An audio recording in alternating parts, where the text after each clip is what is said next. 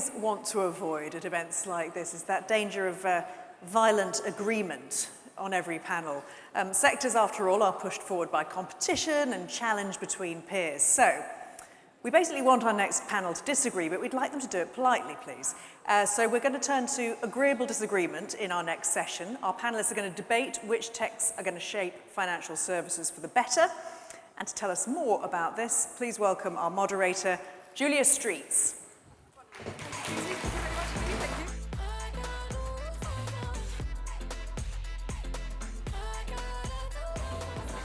There are moments in your life where you get a phone call from Innovate Finance Global Summit that says, would you host a session that's called Let's Talk About Tech Baby? And it's like, that doesn't happen very often. So, of course, the answer is most definitely yes. Ladies and gentlemen, it gives me great pleasure. We've got 20 minutes to talk about some of the technology that is most shaping financial services. Please join me in welcoming to the stage. We have 3 panelists today. As they take their seats, I will introduce them as we go through. The first is Louis Liu, who is the co-founder and CEO of Eigen. His life is all about, please do take a seat. Thank you, you're very formal. Do take a seat, relax and enjoy.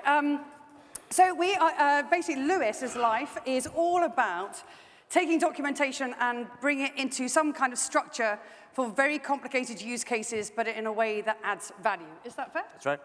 That's a relief. Good, excellent. Well, this is Lewis. Welcome, Lewis. Our next panelist is Ildefonso Olmedo, who is the Chief Digital and Innovation Officer at Santander UK, and he's all about leading design, build across multiple service channel platforms across all of their business domains. So, Ildefonso, welcome. Great to have you here.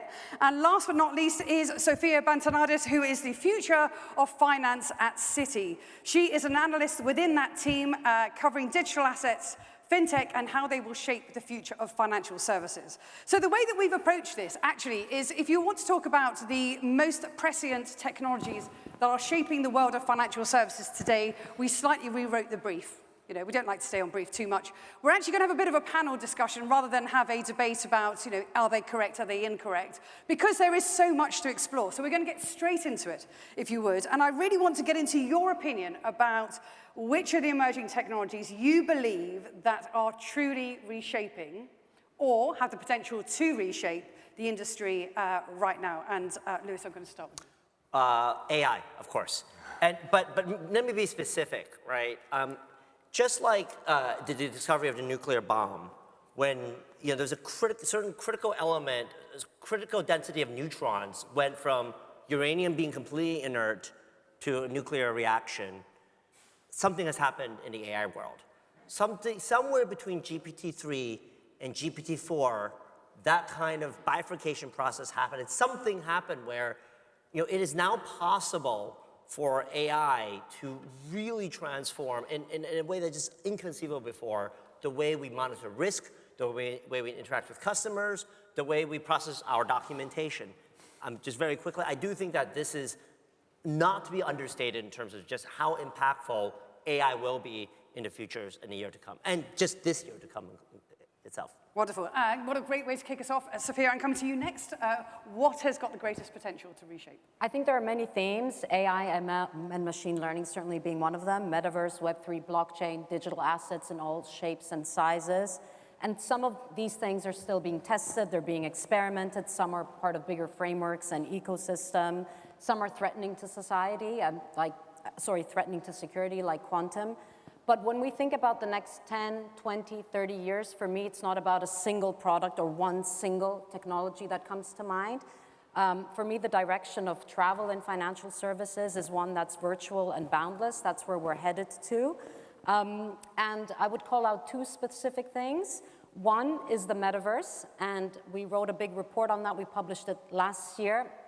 And actually, I announced it on this stage. I think that's further out into the future because the technology that we have today isn't quite Metaverse ready, but it is very relevant for financial services, not because we think financial services firms are going to lead the development of the Metaverse.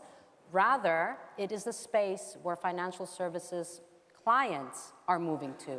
And financial services firms need to be ready for that, to support them, be that support them through payments and all the commerce that's going to happen on these platforms, or support them with investment and advisory. So that's point 1. And my second point is around digital assets.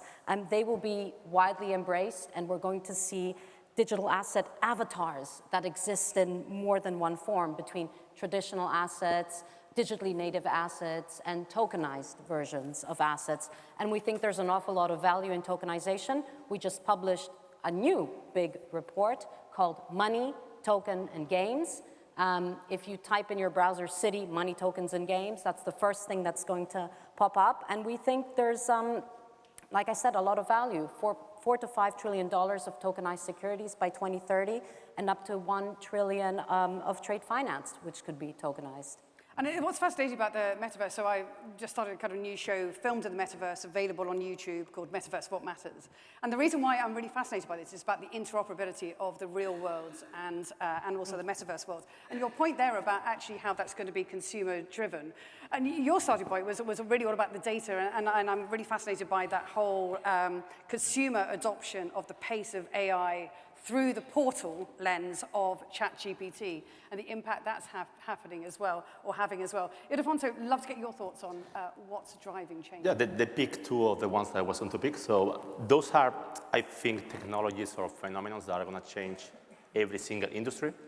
So I wanted to talk about something that is a little bit more specific for financial services, which is DeFi, decentralized finance, that has been around for a while, and it's already locking a value of $50 billion, right?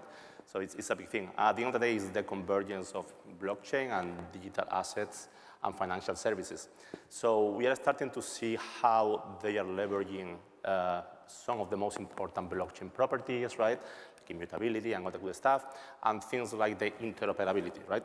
This money Lego is actually very easy to leverage, and you see applications like for lending or decentralized exchanges that are starting to give these services. So but for me, the question is, how are banks going to tap into this new technology and actually take advantage of that? And also, you start seeing some more traditional players like Visa and PayPal, who announced last week that they are partnering to actually have interoperable payments, peer-to-peer payments, between those two platforms, right? So I do believe that there is a key question there around how do we tap into that Lego money. And what I find really fascinating about all these remarks is that actually where are the push and pull factors? And some of them are coming from consumers, some of them are coming from corporate, some of them are coming from use cases. So I suppose my next question then would be, if you were to lay your money on the table, where would you double down and invest? And Sophia, let me come to you first of all. Which tech do you think we should double down on? Okay, that's a really interesting question. I think blockchain, like I mentioned, we just published our big report on that. We think that right now we're at a very interesting inflection point with blockchain, and that by 2030 we will measure its value in trillions of dollars and billions of users that are going to be using blockchain in some shape or form, but without even realizing the underlying technology is blockchain. It's not going to have its ChatGPT moment because it is quite a different type of technology. ChatGPT attracted millions of users in the first 15 minutes compared to 15 years of talking about blockchain. But we are at this very interesting inflection point. Blockchain is very different to other types of disruptive technologies, to AI or generative AI, because it allows us to transfer value and to transfer money. And when we think about money, we immediately enter the sort of regulated arena. And it is a back-end infrastructure technology without this prominent front-end user face, right? So it will be difficult to see and experience how it feels innovative. Mass adoption, we think, is on the way. It's not going to be the moment I step off the stage, right? It's going to be a certain amount of years, 6 to 8 years. But what's happening right now is the momentum on adoption has positively shifted because governments, corporations, and institutions have moved from just doing the theoretical research on blockchain to actually doing POCs, and in some cases even adopting it. And in our report, we argue that it's really big numbers in terms of users and value, and that is driven by different things.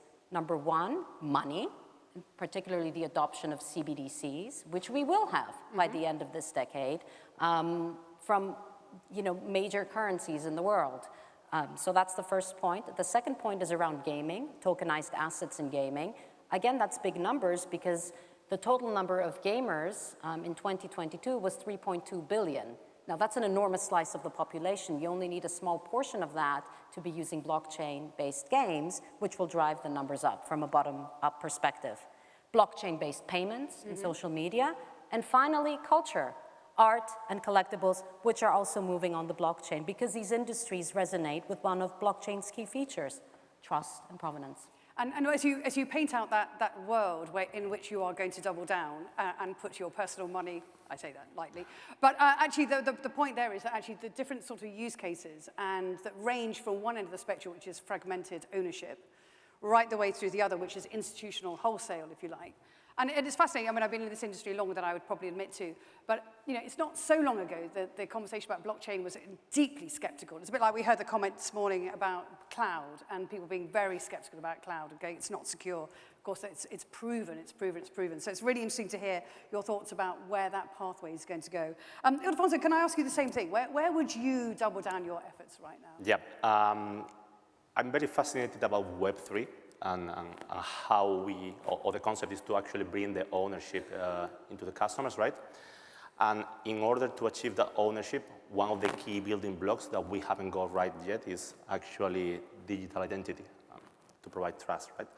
So that digital identity, right, is something where I think banks can play a key role because one of the, let's say, benefits of being highly regulated is that we have a lot of certified data from our customers, right? You can go to Twitter or Google or whatever, right, and sign up for an account, and nobody will actually certify the data that you are actually getting there, right? But as a bank, anything that we have is actually certified, which means that we can actually provide identity services to our customers, right? We could go to actually any platform and register our customers or any of our customers, proving that it's actually a person and not a bot, and actually verifying that that person is older than 17 without having to actually tell the real age. So that zero knowledge proof is very important too. So I think we have to get that building block right before actually unlocking the full potential of Web3. And I think that whole conversation about zero knowledge proof has really come of its age because it has been around for a while, thinking about how do we protect identity and privacy and all the questions about that. So, and your point about digital identity, we hear that talked a lot about in the world of payments, but what we're now beginning to see is in the context of Web3, and it's such a critical point around governance, security, and also the individuality of the users as well. Really, really fascinating. I'm going to place a bet that you're probably going to talk about data and AI. I am, but call a lucky guess. But I'm going to be very specific, right? So if you look at how AI is constructed today, obviously ChatGPT has a really cool marketing gimmick with the user interface. But if you look at how you derive value from AI, generally, you have an application layer, right? In GPT is a web chat interface. With our platform, it is a sort of an enterprise user no-code experience where we can teach any machine, any document on any question. But there's generally an application interface. And then beneath that application interface in the AI world, there's something called sort of model management or machine learning management, right? Sort of a management of different types of machine learning models, being able to deal with model governance, model ethics. And then beneath that layer are the machine learning models themselves. Now, this is what GPT is. This is what you may have BERT is, or BARD, or whatever. These are sort of the models, and some of them are large, like the large models that GPT trains its billions of sort of tokens on or parameters on. And some of them are much smaller because of security reasons or use case reasons. And then the last layer beneath, sitting on top of all this is the infrastructure layer, right? So these are the cloud providers as well as the hardware providers like NVIDIA. So if you actually look at this stack and you say, okay, this is the AI tech stack, where should I invest, put personal money on? I believe that obviously, the folks like NVIDIA and the chips have natural, strategic importance. That's like owning real estate. That's always going to be valuable. I think that the next layer, but a hard barrier to entry, similar to the cloud players. I think the model players like OpenAI, that's surprisingly low barriers to entry, right? actually, the fundamental concept of a neural network and deep learning have been around for decades. So actually, anyone with a capital, anyone with a little bit of capital can build a large language model, right? So I think as we move up the tech stack, I do think that it is these verticalized solutions on the application layer that solve specific problems in a compliant way that allow for user governance, machine learning ethics to as a verticalized solution that can sit across these layers, are the ones that to win, right? So I think the bet on AI should be betting on domain-specific applications that solve a real problem, not just chat about your kids' homework. And I think that's where my bet would be. And this is where this classic interplay between technology and business really sits, because you talk to anybody on a board level of any institution, they're like, well, actually, the technology has to meet a business need, but also help us figure out our next business need. Yeah. So that kind of very domain-specific is really fascinating. So what I'd like to do is, we don't have terribly long left, but what I'd like to do is ask you each a question around a central theme, but from a different direction, if you would. So what I really want to think about is, Lewis, I'm going to stay with you, actually. I would love to get your thoughts on where are we placing our bets inadvisedly and incorrectly. And again, back to the AI world, I think placing our bets on larger, there is the AI gold rush right now, right? But I think one of the things that we're placing our bets inadvisedly on is just blindly, and I'm not a big Elon Musk fan, but I sort of agree with him that we need to think a little bit carefully about the implications of GPT and all these large language models. And there's so much money going into, I think, a fundamentally fairly commoditized space of large models. There's going to be, just like the whole, crypto sort of bubble burst, I think that will happen in AI, because I do think that we still need to figure out, this is very powerful technology, but we need to figure out the governance structure, the security structure, and how to actually make this useful for day-to-day business use cases in production. That's where I think the money should go in AI, and not just trying to build a sort of an arms race to build larger and larger models, where I think it's a fundamental commoditized space. Right, so do you think we'll see models that are focused around, again, so there's particular areas such as governance, or will we get beyond that point and then have to pull back? I think that we are going to try to find a way of carving out these large models to make them more domain-specific and more cost-effective. Because right now, GPT, I don't know if you've tried playing with the API, it is horrendously expensive. It costs, just for context, if you try to process a loan document on GPT-4, it will cost you thousands and thousands of dollars to process all the tokens of a loan document, while a human lawyer sitting in London can probably do it for about half the price of AI right now. So you need to actually figure out how to use this technology in a much more specific, domain-specific, and cost-effective way. Which, of course, goes slightly against the grain of the whole purpose of it, to drive the cost down. Fascinating. Sophia, I'm going to come to you for a different question, if you would, and we've got about sort of 45 seconds to answer it, if you would.